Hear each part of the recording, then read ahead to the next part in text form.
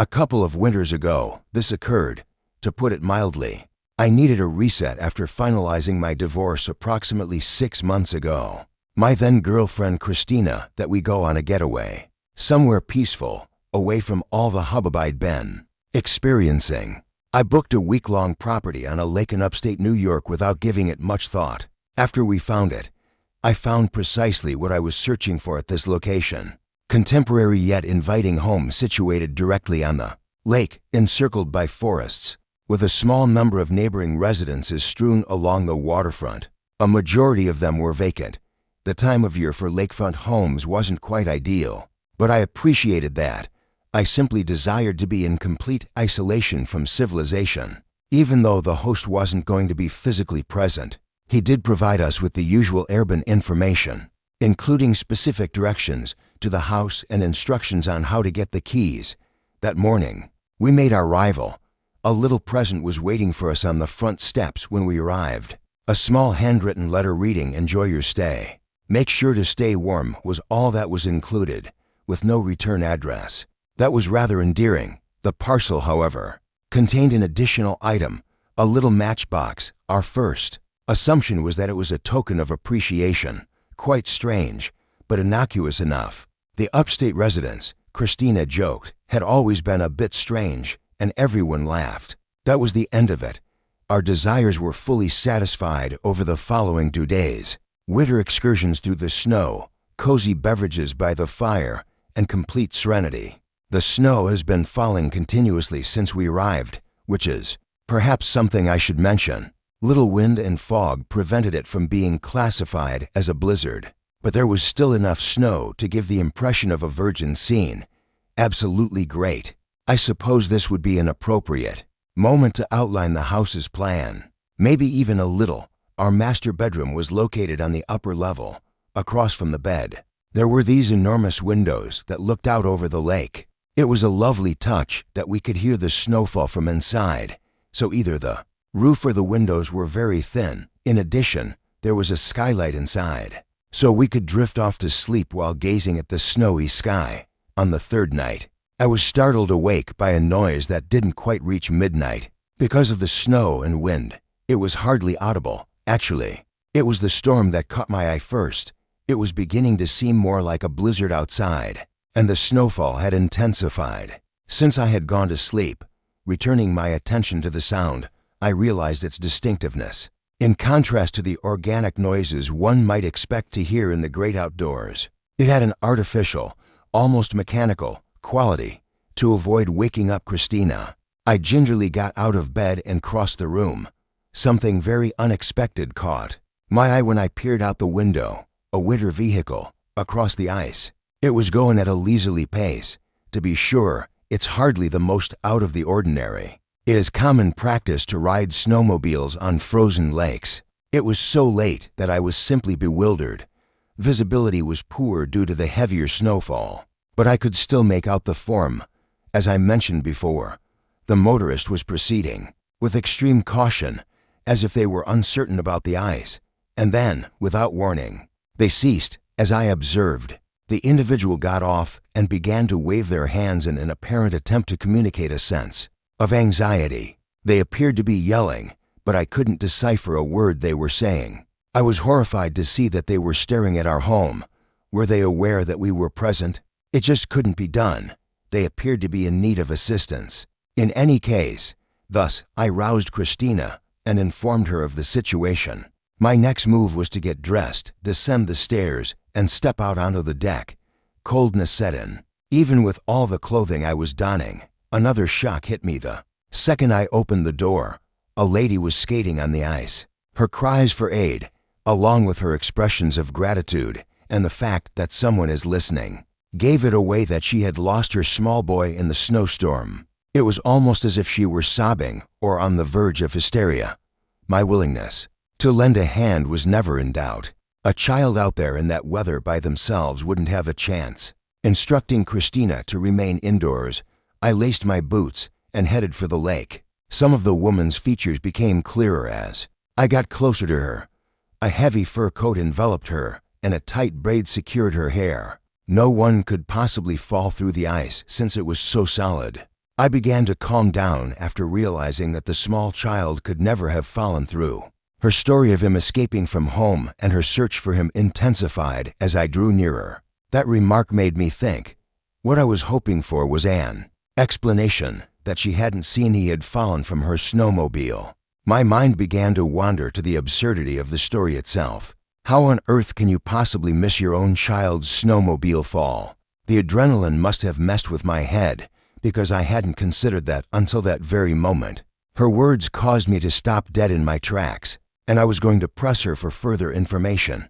With a smile on her face, she inquired if I still had those matches. I completely misunderstood her for a little while before it all made perfect sense. The match, right from the start, that shipment, the message.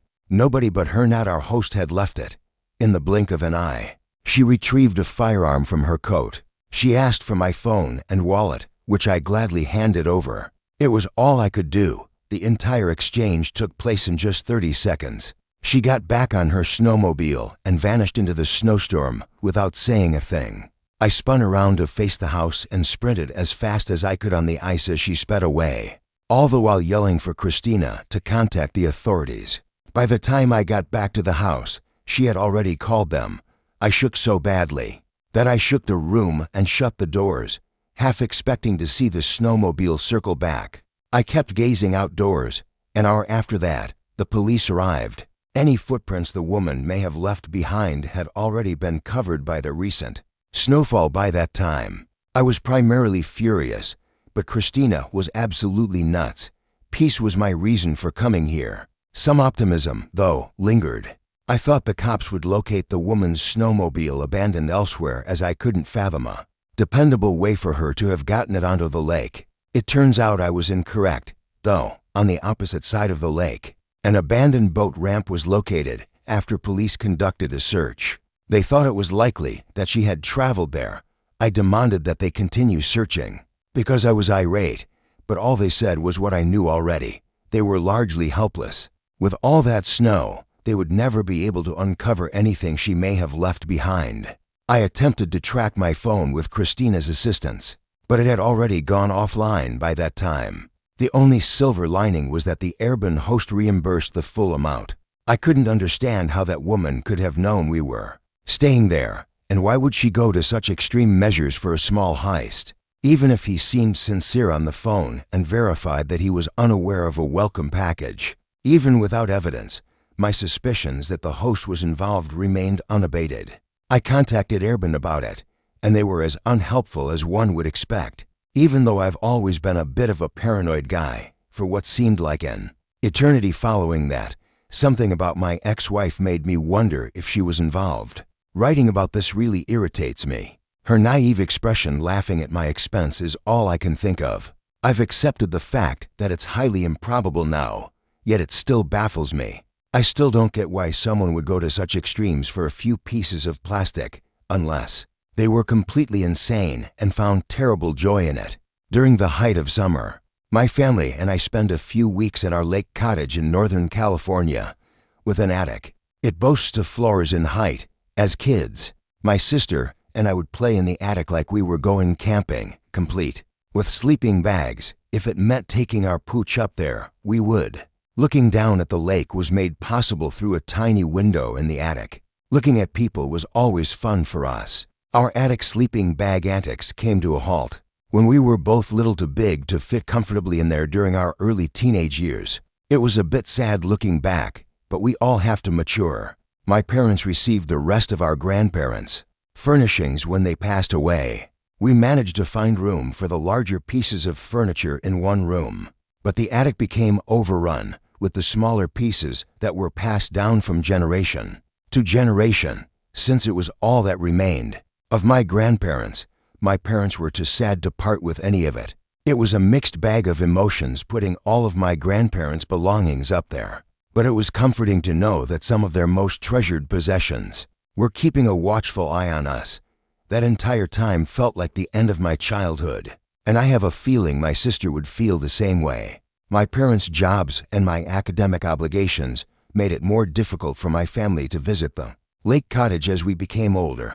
We could be lucky to obtain a week off to go on a family vacation, but that would be about it for the several months that we weren't there. My parents were afraid that shady tenants would steal or damage their valuable antiques, so they were hesitant to rent out the house. Thus, it remained mostly untended for the majority of the year, with the sole exception being the landscapers that my parents had to cope with. They trusted an elderly veteran who was working as a restorer of antique crafts that they met a few years ago and signed a one-year lease with, hoping he wouldn't damage the property.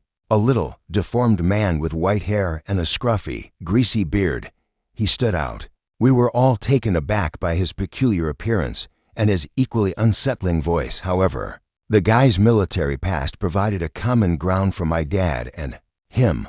My dad reassured us by saying that we didn't know what it was like to die for our nation and that men like him deserved a good rate on housing. My family and I were largely powerless to influence my dad's decision-making. This old man really terrifies me, as I can attest from personal experience. Also, since my dad signed the lease with the man, we were all really bummed out that we wouldn't be able to spend summers at the lake house. My sister and I quickly got over it, because our parents could seriously use the more funds to help pay for our college education. Despite our parents' faith in him to prevent the house from engulfing in flames, they would occasionally poke him with a stick to make sure he was still keeping an eye on things. On top of that, my parents needed to check that he hadn't fallen or experienced any undiscovered problems. These roundabout check-ins looked to be the ideal answer. We were able to avoid his nose while yet achieving tranquility, although it could be seen as slightly intrusive. This man was already saving a lot of money on the property. Honestly, I don't think a crusty old man in his latter years gives a hoot about answering the odd inquiry from carefree landscapers. He certainly wasn't going to have the physical wherewithal to maintain the lake house on his own. Surely, my dad reasoned, his rent would cover the upkeep costs. When the maintenance men phoned my mom to report his predatory conduct, it became clear that he had been an awful tenant. According to my mom's relatives, he would frequently be seen sitting on the porch, watching at the kids by the lake, while they were landscaping the yards of their neighbors. They also claim to have caught him doing other things, but I'm not sure I can repeat them here. My mother was really divine, and she detested the thought of a deformed elderly man snooping on kids while he lived in her cherished lake house. My dad finally snapped after months of her droning on about it. It was so careless of us to let him stay with us because he could have been a predator. I can still hear my mother yelling at him. My dad lost it at last. At the end of the year-long lease, my dad attempted to be easygoing with him. As a veteran, he held him in the highest regard. He was duped into thinking he would be without running water or electricity for a few months, because my dad said they were planning to undertake some renovations to the house. The man departed without raising a hue and cry. The money my parents made from him wasn't exactly lavish either. They thought he'd be able to locate another place with no problem. My dad was advised by my mom to cease being so worried about him. We even gave the landscape crew a little additional money to assist him in retrieving his possessions, because my mom was determined that he leave there as soon as possible. To be honest, I was relieved to see him go as well. It had always seemed strange to us that this strange person had such unrestricted access to our home anyway. My parents took advantage of my younger sister's college graduation a year later by using sick days and flying us all out for a summer vacation. At the lake house, Bear, a black lab mix, was adopted by my parents not long ago, and my sister was overjoyed because she had not yet met him. I'll just cut to the chase. However, by the time we reached the house, the sun had already begun to drop, so we opted to leave Bear inside while we went to town for dinner. Since the house was completely devoid of food and other necessities, we were left with no other choice. I observed Bear's peculiar behavior just before we departed. He appeared to be waiting for something, as he kept pacing, and his ears were perked up. I shrugged it off, thinking he was probably just tired from the lengthy journey. Our time away was brief. We barely had time to eat and wait for the sun to set. Something seemed odd the moment we returned inside, totally out of whack. Bear appeared before I could utter a word. At the base of the stairs, he lay sprawled, gasping for air. I looked down to see blood all over the floor where he had fallen. After my sister's screams, I thought my mom was going to dial 911 when she reached for her phone. My father silently went to the kitchen and retrieved a knife. We sluggishly made our way around the house, with me following suit, on the hunt for the wanderer. Upon reaching the highest level, my dad signaled for me to halt. After a little moment, I finally understood what he was staring at. An open hatch led to the attic. It was only partially open, but it let enough light in to make out the beam of a flashlight. I'm ashamed to confess it, but I was utterly terrified at that very moment. The fates would have conspired against me if my dad hadn't been there. I pulled the hatch open and began sprinting up the ladder without thinking. Due to my fear, I refrained from following this time. I strained my ears to hear a commotion, but there was silence. Rather, my dad descended the ladder a few moments later, appearing composed. He was obviously conflicted. He whispered to me that it was our former tenant. As soon as my mom saw what was happening, she came rushing up the stairs and began yelling wildly. My mom wouldn't budge, even though my dad wanted to fire the man. Because she had already contacted the authorities, the matter was concluded. Upon the arrival of the authorities, they proceeded to the attic and lowered the man off the ladder. I could see my dad's compassion welling up in him as he appeared to be in terrible shape. My dad had informed my mom that he had changed the locks, so when the police discovered our house key on him, it irritated her even more. Despite suffering severe injuries, Bear was fortunate enough to survive. Despite my mom and sister's best efforts, my dad would not seek charges. No matter how horrible the man's actions were, that was a major argument between my parents. And I'll never understand why my dad felt sorry for the man who had stabbed his dog. We haven't returned to the lake house since this happened around a year ago. As much as I hate to admit it, this whole ordeal really ruined my impression of that house when I was a kid. Visiting again is not in my near future. Last summer, something occurred. I was in my 20s. Hi there, I am Kevin. James, my friend, was born into affluence. His father, who works for the U.S. government, is a lawyer specializing in intellectual property. They own a number of properties across the nation and even a few abroad. That is the type of wealth I am referring to. One of their residences sits on a big, somewhat deserted lake. There's enough water on each side of the lake to make out the residences. However, swimming the entire distance would be quite taxing. Since James' parents were usually gone, he had free reign over the house and frequently, with their okay, invited over friends. Feeling unstoppable is one of the many benefits of spending time on the lake. You won't get the same vibe at the beach. There seems to be more of an exclusive vibe, though I can't quite put my finger on it. Someday, I'd like to be financially stable enough to buy one. I mentioned before that the lake itself is fairly isolated. Large, ornate mansions dot the landscape, yet the vast majority of them would be deserted and gloomy throughout the day. There were a number of seasonal houses whose owners hardly ever set foot in them, to be honest. Contemplating it is somewhat disheartening, but there are benefits to that as well, since there were seldom any nearby residents to contact. The authorities, James felt free to host his wildest parties there. However, this evening was distinct. There were only the two of us, so we could relax and enjoy the night. Forget about it. However, I desperately needed some quality time with my brothers after breaking up with my fiancée of 3 years. As we sipped our drinks on the dock, I caught sight of a light flitting across the lake. The precise timing has slipped my mind. I couldn't help but wonder whether it wasn't simply the sun glancing off something into my eye. But I could still make out its outline, even after tilting my head to one side. It blinked like a light switch being turned on and off continuously. Upon informing James, we both became preoccupied with the possibility of what it might be. We eventually came to the conclusion that the flashing wasn't arbitrary. A trend was emerging. After 3 brief bursts, there will be 3 longer ones, and then 3 brief ones again. James snapped his fingers and claimed it was Morse code. I suppose I'm ignorant because I didn't know that. I asked him when on earth he had mastered Morse code while giving him the evil eye. He informed me that although he was unaware of the exact meaning, he was familiar with the sequence 3 short, 3 long, 3 short, urgent. I contacted BS. I was quite aback to find that he was truly correct when I reached for my phone.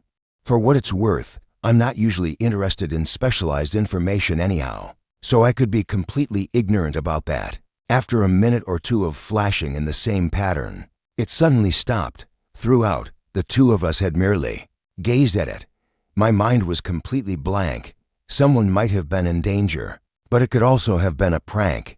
I reminded James that we weren't legally allowed to be out because we'd been drinking, but he still recommended contacting the police. Another encounter with the law enforcement was the last thing I wanted while I was defending a driving under the influence accusation. That response didn't sit well with him, and it was clear he was conflicted about the whole thing. Neither of us could come up with a reasonable reason other than a kidnapping or similar incident. We speculated that it might be a person who had fallen and was in need of assistance, but it didn't add up since they would have most likely contacted the authorities. Since we've always been the daring, rebellious sort, we figured it was worth a shot. We would contact the authorities if the situation became critical. Inside, we returned. A plethora of switchblades was strewn throughout James' brother's room. He was an unusual young man. Therefore, for the sake of tranquility, we seized a handful of them. James assured us he was a safe driver, thought it would be more comfortable to drive around the lake to that residence, but I expressed my discomfort with the idea for clear reasons. I laughed it off when he made a joke about my predicament. There was really just one other choice if we didn't want to drive. We returned to the yard and, with James's dad's kayak in tow, put it in the water. As we ventured further out onto the lake, the noise level dropped. We had been laughing and enjoying the journey up until that point. I believe we both understood what a ridiculous concept that was. However, neither of us wished to dampen the festivities. At that point, the sun had nearly set, making visibility worse. It wasn't completely dark. Even with the illumination from the lake cottages, the atmosphere was uneasy. We could see the home as we drew nearer. It was massive like the others, but clearly neglected. To begin with, the dock was practically half collapsed. It had simply sank to the bottom. Another concerning indicator was that the flashing had ceased. We were going to just tie the kayak to the dock, but it appeared too unstable to do that anymore. We beached the kayak on the yard instead of the rocks, which fortunately weren't too high above the water. The wave of adrenaline began to take hold of me. James seems to be experiencing the same thing as me, approaching the mansion. We cast our gaze upwards. We realized the light was coming from the second story. James was becoming increasingly agitated and wanted us to immediately depart and contact the authorities. Since there was no service on the lake, and we needed to connect to internet, I informed him that we would have to kayak back to his house in order to accomplish even that. This wasn't too unusual from the countless abandoned buildings we had explored before. I told him that reasoning didn't appeal to him, but he went along with it anyhow. You have my word that this was completely foolish. Whenever I bring this up in conversation, everyone I ask has the same view. However, neither James nor I have ever been good decision makers. The front door was not reached on foot. It was an act of pure madness. Rather, we stealthily made our way around the home in search of an open window. We sneaked inside together. The two of us. Nobody lived in the house. Quite literally deserted, as if undressed. Nothing was there, not even a stray piece of furniture or random rubbish. Frankly, it appeared as though no one had ever set foot in that place. Not a single wall or floor had any kind of covering. Looking for the stairs, we slowly made our way through the rooms. Nobody was around, and every room was as deserted as the one before it. We cautiously ascended the stairs after finally locating them. We cautiously made our way down one of the corridors, and I mentally noted the location of the window, so I could only assume that this must have been the room from which the light had been emanating. No sound came from the door, no matter how hard I pounded on it. My eyes shifted to James. I cautiously pried open the door after he gave me the signal. There was just one item at the window in the otherwise deserted room. After carefully making my way over to it, I recognized it. In front of the window was one of those vintage projectors. My mind began to ring alarm bells at that very moment. I fell for this trap. It had been purposefully set up. I swear I heard James start running back the way we came. Trying not to make a sound, he must have understood it too. I turned around and followed him without giving it any more thought. Rapid thumping sounds followed by the sound of a door, likely a closet door, swinging open from the room I had just left as we hurried down the stairs. We dashed down the stairs and retraced our steps to the first window in the home. After James leaped through, it was my turn. Once again, I heard those footsteps coming from behind me. As I climbed through, this time rushing down the stairs, I failed to even glance. James was already down near the lake's edge when I sprinted to meet up with him. After making it through the window, I was racing to catch up to him when I overheard him swear, and I immediately understood why. The canoe had vanished. Someone was running toward us from the side of the house when I turned around. Taking it all in was a real challenge for me. His speed was impressive. Despite my inability to obtain a clear shot of him, he was large and clearly an adult. In preparation for self-defense, I drew my switchblade. Instead of continuing, James pivoted and leaped headfirst into the lake, which caught me off guard. Shirt, sneakers, and hoodie, you name it. My mind was completely blank. All I did was follow. I couldn't care less that the water was frigid. In an effort to alleviate the searing pain in my limbs, I swam as quickly as possible. As far as we could tell, James' house was miles away, but we swam toward its light. We made it through the seemingly interminable swim thanks to our adrenaline rush. When we finally made it to James Pier, I was afraid I was going to pass out from the cold. I can't remember the last time I was that chilly. We bolted for the house, bolted all the doors, and dialed 911. Their arrival was delayed by about 1 hour. To be honest, it was very obscene. After they did, they wasted no time in crossing the lake to find out more. They spent some time over there, and when they returned, they confirmed my worst fears, that nobody was there. They verified that this house had been deserted for a long time. Footprints, equipment, personal effects, nothing that would indicate recent occupants. There's no one home. Their mood was low because of us. All the reasons why you didn't call the first speech were given to us. When James's parents found out, they were much angrier. After that, I guess you could say the lake home never asked me back. According to James, his parents were considering suing the town and police for their complicity in the incident. Personally, I have no idea what transpired that night, who lived there, why they laid that trap, or what they would have done if we hadn't escaped is a mystery to me, really. I'm not sure I'd like to. It was a trap, according to most of my friends, and whomever was in charge of the plot probably got scared right before it went down. What might have transpired if they had carried out their plans is something I'd rather not consider.